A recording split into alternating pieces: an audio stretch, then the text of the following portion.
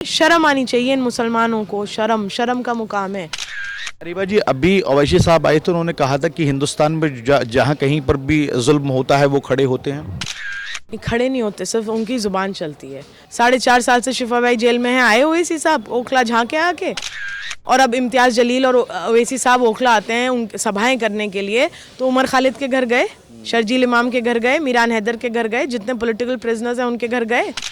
तो आपके at the same time Kejriwal ji ये कहते हैं कि CNRC का प्रोटेस्ट, दिल्ली पुलिस मेरे अंडर नहीं है, दिल्ली पुलिस मुझे दे दो 1 घंटे के लिए, मैं पूरा प्रोटेस्ट उखड़वा के फेंक दूंगा। क्योंकि विकास के नाम पे तो वोट मांग नहीं सकते। बीजेपी क्या करती है, इलेक्शन का वक्त आता है, बटेंगे तो कटेंगे। अमानतुल्लाह खान साहब ये कह रहे हैं कि वो CNRC के प्रोटेस्ट में पहुंचे, आपके सदर कह रहे हैं कि हम प्रोटेस्ट उखड़वा के फेंक देंगे। मरकज़ पे ताला लगवा दिया उन्होंने। ये इल्ज़ाम लगा दिए कि कोविड फैला रहे हैं जमाती, थूक रहे हैं, थूक के फैला रहे हैं, कोविड जिहाद, कोरोना जिहाद, ये बातें करी हैं उन्होंने। नरेश यादव जैसे आदमी को टिकट देते हैं वो, जो कुरान की बेहरमती और चार्जेस नहीं है, ऐसे आदमी को गिल्टी होने के 2 दिन बाद टिकट दिया जाता है। ऐसे आदमी के लिए घर घर जाके वोट मांग रहे हैं जो मुसलमानों का आज की तारीख में सबसे बड़ा दुश्मन है। और मैं क्यों कहूँगी, ये मोदी से भी बड़ा दुश्मन है। बीजेपी आपको सामने से वार कर रही है, आपको पता है कि ये मुझ पर वार करने वाली है। केजरीवाल पीछे से आके चाकू मार रहा है। फिर वही बात, जो जैसे 15 लाख मोदी जी ने पहुंचा दिया, ऐसे 10 लाख इन्होंने पहुंचा दिए। आप बता दिए ओवैसी साहब एक भी दिन आए? वो प्रोटेस्ट 2 दिन का तो था नहीं। कितना लंबा प्रोटेस्ट चला था वो, कितने महीने? क्या वो आए? क्या वो दिखे? उनकी झलक भी दिखी किसी को? CA, NRC, मरकज, मुसलमान, हिंदू, विकास, क्या क्या नहीं देखा आपने दिल्ली के इलेक्शन में, और क्या क्या बातें नहीं हो रही हैं। खासकर उस सीट पर, जिस सीट को लेकर इस वक्त सबसे ज्यादा अफरा तफरी मची हुई है, डर का माहौल भी दिखाई दे रहा है। कैंडिडेट कहने की बीजेपी आ जाएगी, दूसरी तरफ से पलटवार भी किया जा रहा है, इल्जामात का दौर भी जारी है। ओखला की मैं बात कर रहा हूं, मेरे साथ में अरीबा खान है, कांग्रेस की कैंडिडेट हैं। थोड़ी बातचीत करके समझने की कोशिश करते हैं। मैम, बहुत बहुत स्वागत है। Thank you so much. और सवाल की शुरुआत यहां से, जहां एक तरफ आम आदमी पार्टी और MIM ये कहती हुई नजर आ रही है कि CA, NRC में उन्होंने सपोर्ट किया और आज ओखला उनको साथ देने की आप बारी है। वहीं पे आप और आपके वालिद साहब कहते हैं कि आप विकास के नाम पर वोट दीजिए। कितना फर्क है आइडियोलॉजी में? देखिए, पहली बात तो जो आप कह रहे हैं कि MIM ने सपोर्ट किया, ये बात गलत है, फैक्चुअली इनकरेक्ट है। शिफा और रहमान थे प्रोटेस्ट में, लेकिन MIM नहीं थी प्रोटेस्ट में। ना ओवैसी साहब थे, ना इम्तियाज जलील साहब थे प्रोटेस्ट में। प्रोटेस्ट में MIM का कोई एग्जिस्टेंस नहीं था। प्रोटेस्ट में कांग्रेस पार्टी खड़ी थी, कांग्रेस पार्टी की सारी लीडरशिप थी। कांग्रेस पार्टी लगातार, प्रियंका जी भी जब जामिया पे स्टूडेंट्स पे लाठीचार्ज किया गया तो इंडिया गेट पहुंची थी वो। तो पार्टी की अगर मैं बात करूं तो MIM कहीं नहीं थी लोगों के साथ खड़ी हुई। हाँ, शिफा भाई थे, मैं उसको नहीं नकारूंगी बात को, और शिफा भाई भी उस पार्टी से एसोसिएटेड नहीं थे उस वक्त वहाँ पर। ये राजनीतिक मौका है। वो आजमी के प्रेसिडेंट थे, जो जामिया की अलुमनाई एसोसिएशन है उसके प्रेसिडेंट थे, और जामिया में जो प्रोटेस्ट चल रहा था तो पूरी आजमी की टीम वहाँ पर थी। तो देखिए, ये फैक्चुअली इनकरेक्ट बात है कि MIM वहाँ पर थी। आप बता दिए ओवैसी साहब एक भी दिन आए? वो प्रोटेस्ट 2 दिन का तो था नहीं। कितना लंबा प्रोटेस्ट चला था वो, कितने महीने? क्या वो आए? क्या वो दिखे? उनकी झलक भी दिखी किसी को? लेकिन अरीबा जी, अभी ओवैसी साहब आए तो उन्होंने कहा था कि हिंदुस्तान में जहाँ कहीं पर भी जुल्म होता है वो खड़े होते हैं। खड़े नहीं होते, सिर्फ उनकी जुबान चलती है, सिर्फ वो बात करते हैं, खड़े नहीं दिखाई देते हैं वो कहीं भी किसी के साथ। शिफा भाई जब अरेस्ट हुए तो आए थे क्या? 4.5 साल से शिफा भाई जेल में है। आए ओवैसी साहब ओखला झांके आके, और अब इम्तियाज जलील और ओवैसी साहब ओखला आते हैं उन सभाएं करने के लिए। तो उमर खालिद के घर गए, शर्जील इमाम के घर गए, मीरान हैदर के घर गए, जितने पॉलिटिकल प्रिजनर्स हैं उनके घर गए। कहाँ खड़े हैं आप? आप वहीं खड़े हैं उस मंच पर जहाँ से आपको स्पीचेस दे के बीजेपी को फ़ायदा पहुँचाना है। तो देखिए, ये तो बिल्कुल बेबुनियाद बात है कि वो खड़े मिलते हैं। हाँ, अब स्पीचेस देने में तो देखिए किसी का कोई हर्ज नहीं है, मैं भी बड़ी बड़ी बातें कर दूँ। ज़मीन पे कौन किसके साथ खड़ा है? हम जाते थे रोज़ CNRC के प्रोटेस्ट में, हमारी पार्टी के लीडर खड़े होते थे, आके स्टेजेस पे स्पीचेस देते थे। आज भी सलमान खुर्शीद साहब फ्री लीगल एड प्रोवाइड कर रहे हैं पॉलिटिकल प्रिजनर्स को। ओवैसी साहब, बैरिस्टर साहब ने करी फ्री लीगल एड प्रोवाइड किसी को भी? अरीबा जी, एक तरफ अरविंद केजरीवाल या फिर अमानतुल्लाह कहते हैं कि वो मुसलमानों के हितैषी हैं, दूसरी तरफ एक ऐसे कैंडिडेट चुना जाता है जो कुरान की बेअदबी का जिस पे इल्ज़ाम लग चुका है, फिर उसको हटाया जाता है, कैंडिडेट चेंज किया जाता है। सवाल मेरा यहाँ पे आके ठहर जाता है कि अमानत ने परसों कुछ अपना जो है एक प्रचार किया और उसमें साफ तौर पर कहा कि मैं हर जगह खड़ा मिलता हूँ, कांग्रेस न कभी फाइट में थी न है, और ओवैसी वोट कटवा है, दोनों पे इल्ज़ाम लगा। मैं फिर वही आपसे सवाल करूंगी केजरीवाल आए थे सीएनआरसी के प्रोटेस्ट में? आप बताइए मुझे, केजरीवाल अमानत तो कह रहे हैं कि मैं पहुंचा था। नहीं, केजरीवाल उनके सदर पहुंचे थे, उनके लीडर पहुंचे थे क्या? चलिए आप पहुंचे भी थे, अगर अमानत साहब कहते हैं मैं पहुंचा था, तो आपके at the same time Kejriwal ji ये कहते हैं कि सीएनआरसी का प्रोटेस्ट, दिल्ली पुलिस मेरे अंडर नहीं है, दिल्ली पुलिस मुझे दे दो 1 घंटे के लिए, मैं पूरा प्रोटेस्ट उखड़वा के फेंक दूंगा। मेरा सवाल वही है, क्या ये मौके की राजनीति है? बिल्कुल, देखिए मौके की ही राजनीति है। और कहीं ना कहीं क्या होता है कि जब इलेक्शन आता है तो इस तरीके की प्रोपेगेंडा पॉलिटिक्स करी जाती है, क्योंकि विकास के नाम पे तो वोट मांग नहीं सकते। बीजेपी क्या करती है, इलेक्शन का वक्त आता है बटेंगे तो कटेंगे, इस तरीके के बयान देती है। क्योंकि अगर आप उनसे पूछ लो कितनी सड़कें बनाई, कितने ट्रेन हादसे हुए, कितना क्या हुआ, तो उनके पास जवाब नहीं है उन बातों का। तो वो कहते हैं कि माहौल को बिगाड़ो, कम्युनल बनाओ, इस तरीके की बातें करो जिससे लोगों का दिमाग जो है वो डेवलपमेंट की मुद्दे से भटक कर दूसरी बातों पे चला जाए। तो यही रीज़न है कि ये बीजेपी चाहे यहाँ पर जो, अब आप बताइए मुझे, बीजेपी यहाँ इस सीट को मुस्लिम बहुलय सीट कहा जाता है या नहीं? बीजेपी क्यों नहीं मुस्लिम कैंडिडेट उतारती है यहाँ से? अमानतुल्लाह खान साहब ये कह रहे हैं कि वो सीएनआरसी के प्रोटेस्ट में पहुँचे, आपके सदर कह रहे हैं कि हम प्रोटेस्ट उखड़वा के फेंक देंगे। मरकज़ पे ताला लगवा दिया उन्होंने, जमात पे ये इल्ज़ाम लगा दिए कि कोविड फैला रहे हैं जमाती, थूक रहे हैं, थूक के फैला रहे हैं, कोविड जिहाद, कोरोना जिहाद, ये बातें करी हैं उन्होंने। नरेश यादव जैसे आदमी को टिकट देते हैं वो, जो कुरान की बेहरमती और चार्जेस नहीं है, वो कन्विक्ट किया गया है, गिल्टी प्रूफ किया गया है कोर्ट की तरफ से, ऐसे आदमी को गिल्टी होने के 2 दिन बाद टिकट दिया जाता है।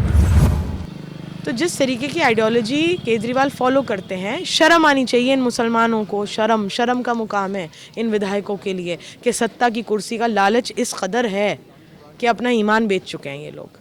ये ऐसे आदमी की लीडरशिप को आगे बढ़ा रहे हैं, ऐसे आदमी के लिए घर घर जाके वोट मांग रहे हैं जो मुसलमानों का आज की तारीख में सबसे बड़ा दुश्मन है। और मैं क्यों कहूँगी, ये मोदी से भी बड़ा दुश्मन है। उसका रीज़न है, बीजेपी आपको सामने से वार कर रही है, आपको पता है कि ये मुझ पर वार करने वाली है। केजरीवाल पीछे से आके चाकू मार रहा है। खुला दुश्मन से ज़्यादा बुरा होता है जो छुपा हुआ दुश्मन होता है, जो पीछे से आप पे वार करता है, और ये लगातार पीछे से मुसलमानों पे वार कर रहा है। अरिबा जी, नई आप सियासत में आई हैं, पार्षद का चुनाव जीती, काउंसलर बनी, आपके वालिद जो है एमएलए रह चुके हैं। एक नौजवान चेहरा और एक ऐसा चेहरा जिसको सियासत की अभी समझ पूरी नहीं है, वो उन सियासत के महारथियों से कैसे टक्कर लेगी जो 10 साल से सत्ता पे काबिज है?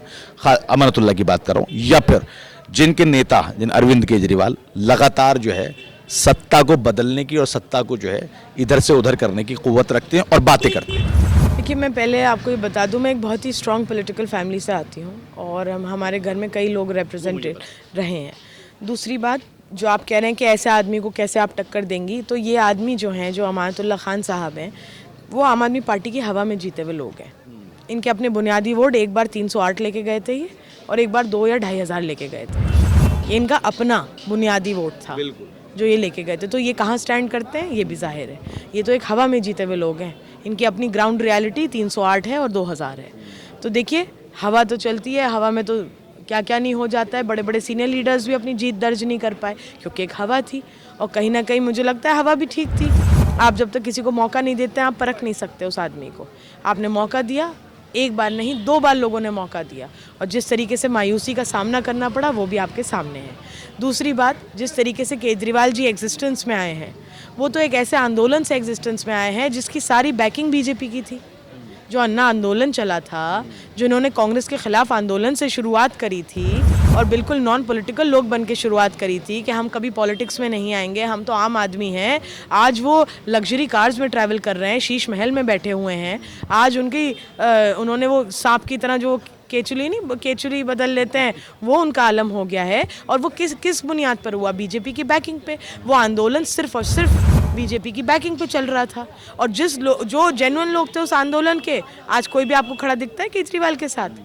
सब छोड़ के भाग गए ने, क्योंकि इनकी मंशा लोगों की खिदमत या लोगों के हुकूकों की लड़ाई लड़ने की थी ही नहीं कभी। इनकी मंशा तो सिर्फ ये थी कि ये अपनी जेबें भरें, सत्ता की कुर्सी पे बैठे रहें। अरे भाई जी, ओखला विधानसभा का कितना विकास हुआ है, ये मैं आपसे इसलिए पूछना चाह रहा हूँ क्योंकि मैं कुछ गलियों में गया तो मुझे कुछ दिखाई दिया, इसलिए मैं सवाल पूछ रहा हूँ। और अगर आपको ओखला की जनता जो है चुनती है तो अब फिर क्या चीज़ें आप वो करोगे? देखिए यहाँ पे पिछले 10 साल से डेवलपमेंट ना के बराबर हुआ है और कहीं ना कहीं उसका रीज़न ये है कि केजरीवाल जिस तरह की एंटी मुस्लिम आइडियोलॉजी में बिलीव करते हैं तो उन्होंने ओखला को पूरी तरीके से निगलेक्ट किया है और यहाँ किसी तरीके का भी डेवलपमेंट नहीं कराया है।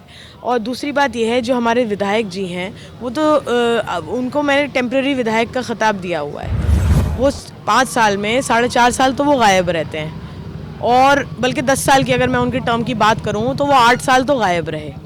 फिर 1.5 साल उन्होंने जेल के अंदर बाहर करते रहे, कभी ईडी के ऑफिस हैं, कभी बाहर हैं, कभी सीबीआई के ऑफिस हैं, कभी बाहर हैं, कभी एसीबी के ऑफिस हैं, कभी बाहर एंटी करप्शन ब्यूरो के यहाँ हैं, फिर वहाँ हैं और कभी जेल अंदर बाहर। तो 1.5 साल वो अपनी करप्शन की वजह से जो उन्होंने करप्शन के चार्जेस उन पे हैं, मनी लॉन्ड्रिंग के चार्जेस हैं, वक्फ के गबन के चार्जेस हैं, वक्फ बोर्ड के, वक्फ में जो दूसरों के मुसलमान भाइयों के हुकूक काट कर अपने चेले चपाटों की जो भर्तियां कराई हैं उन्होंने, उसके चार्जेस हैं। तो वो चार्जेस में वो जेल के अंदर बाहर होते रहे और अब इलेक्शन से 4 महीने पहले 2-3 महीने पहले वो निकल कर आए हैं और लोगों की सेवा करने का ड्रामा रच रहे हैं। और अब जो अभी तो आपको कई जगह दिख जाएगा, रोड बन रही है, सीवर डल रहा है, क्योंकि अब तो इलेक्शन है। आप आज से 6 महीने 8 महीने पहले आते तो आप देखते जो बदहाली थी ओखला की, और ये बदहाली 10 साल से चली आ रही है। अब तो काम कराना ज़रूरी है ना, क्योंकि अगर मैं इनके घर चढ़ूंगी और मैं जाके वोट मांगूंगी तो ये तो मुझे 10 गालियाँ देंगे कि तुमने क्या काम कराया। तो मेरे पास भी तो कहने के लिए हो, देखो देखो मैं सड़क तो बना रहा हूँ, ये कौन बना रहा है। इलेक्शन से पहले तो हर कोई लॉलीपॉप देने की कोशिश करता है ना। अब ये जितनी स्कीम्स केजरीवाल की आ रही हैं, आप मुझे बता दीजिए, पंजाब में 3 साल पहले यही स्कीमें आई थी सारी। महिला योजना जो लाए हैं ये स्कीम, ये 3 साल पहले पंजाब में लाए थे स्कीम। 3 साल से एक पैसा आया किसी महिला के खाते में? कांग्रेस पार्टी भी लेकर आई है प्यारी दीदी योजना। कर्नाटक का रिकॉर्ड उठा लीजिए आप, जब से हमारी सरकार बनी है वहाँ पे भी हमने इस स्कीम की बात करी थी महिलाओं के लिए, सबके खातों में पैसे। यानी करनी और कथनी में फर्क है। बिल्कुल, देखिए सिर्फ जुमलेबाजी तो मोदी जी भी करते हैं ना। 15-15 लाख तो वो भी पहुंचा रहे थे सबके अकाउंट्स में, आ गए क्या? ऐसी केजरीवाल जी भी पहुंचा रहे हैं जिस तरह मोदी जी पहुंचा रहे हैं। हम तो आपको अपना ट्रैक रिकॉर्ड बता रहे हैं ना। देखिए जुमलेबाजी से कोई फ़ायदा नहीं होता, कॉन्क्रीट बात करिए, सबूत दिखाइए। ज़ुबानी तो सब करते हैं, ज़ुबानी तो ओवैसी साहब भी करते हैं, केजरीवाल भी करते हैं, मोदी जी भी करते हैं। ज़ुबानी के बाद कॉन्क्रीट आपने क्या किया वो दिखाइए ना सबूत। अब ये कहते हैं कि दिल्ली दंगों में जब हम बताते हैं कि केजरीवाल ने दिल्ली के पोग्राम में किस तरीके से निगलेक्ट किया जमुना पार्क को, ना वहाँ गए, ना वहाँ के लिए आवाज़ उठाई, आज तक उन्हें मुआवजा नहीं मिला। तो अमानतुल्लाह साहब स्टेज प्रोग्राम से कह रहे हैं कि 10-10 लाख रुपये सबको दिए हैं हमने, अपनी जेब से दिए हैं, सरकारी पैसे से दिए होंगे ना मुआवजा। तो दिखाओ, उसका कोई रिकॉर्ड तो होगा सरकारी पैसे का, दिखाइए कहाँ है रिकॉर्ड। फिर वही बात, जो जैसे 15 लाख मोदी जी ने पहुंचा दिए ऐसे 10 लाख इन्होंने पहुंचा दिए। जुमलेबाजी से कोई फ़र्क नहीं पड़ता है। लोग यहाँ के सब पढ़ा लिखा तबका है, जामिया नगर का, सब बहुत अवेयर लोग हैं यहाँ पे, इंटेलेक्चुअल लोग रहते हैं। हर आदमी को पता है कि ये सिर्फ इलेक्शन के दौरान इस तरह की बातें होती हैं, लोगों का माइंड डाइवर्ट करने के लिए ये बातें करी जाती हैं। फिर 5 साल सड़क, सीवर, बिजली, पानी, इसी के लिए आदमी रोता रहता है। एक आखिरी सवाल आपसे करना चाहूँगा, बाकी पार्टियां कह रही हैं कांग्रेस अस्तित्व में नहीं है, फाइट में नहीं है। दूसरा, ओखला विधानसभा की जनता अरीबा खान को क्यों चुने? देखिए बाकी पार्टियां तो कहेंगी ये बात, वो ये तो कहेंगे नहीं कि कांग्रेस जीत रही है, वो अपनी हल्की क्यों करेंगे बात।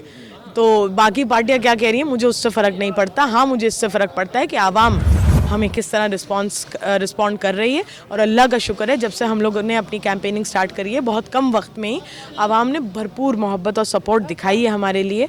और हमें इंशाल्लाह पूरी उम्मीद है कि जिस